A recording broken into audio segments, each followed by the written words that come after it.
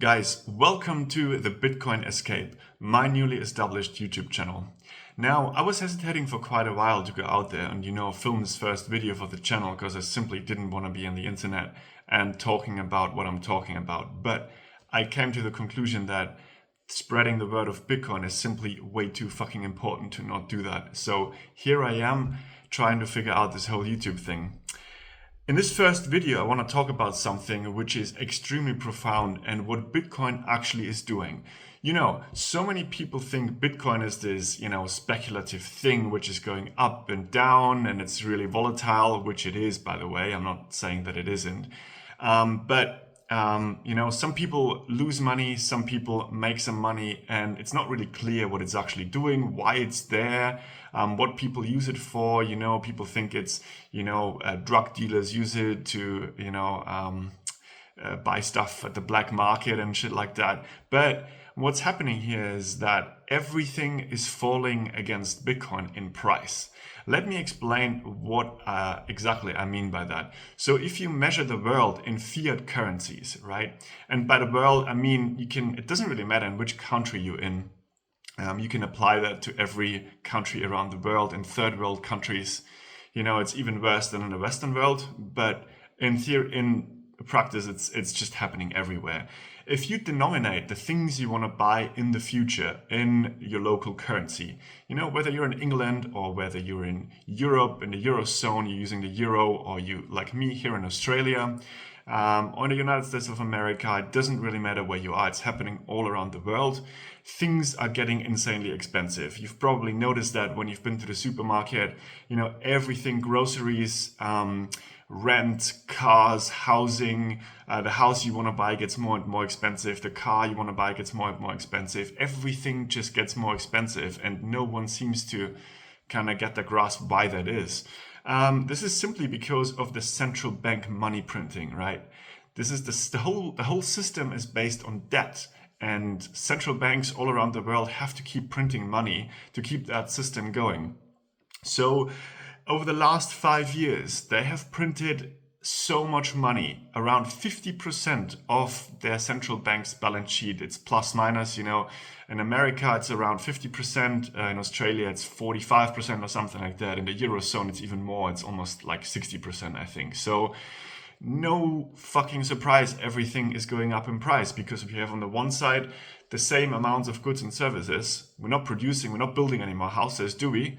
We're not producing any more food. We're not doing, like all the goods and services kind of stay the same. We're not getting like crazy more productive over like a short period of time.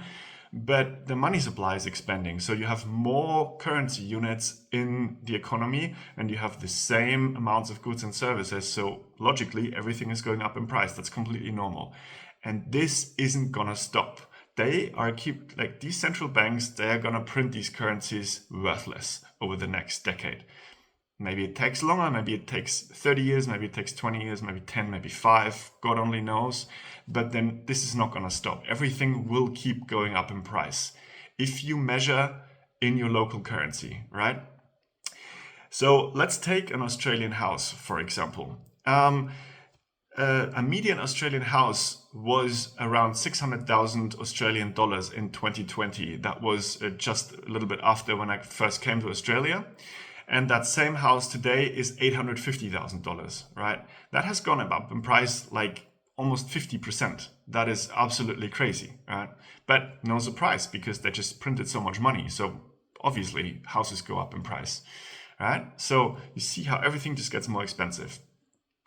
If you now start measuring that same house in Bitcoin, then it's a complete different story, because Bitcoin is limited, right? In its supply, there's 21 million, or there is gonna be 21 million in around 120 years. Up until now, there's around 19 million issued.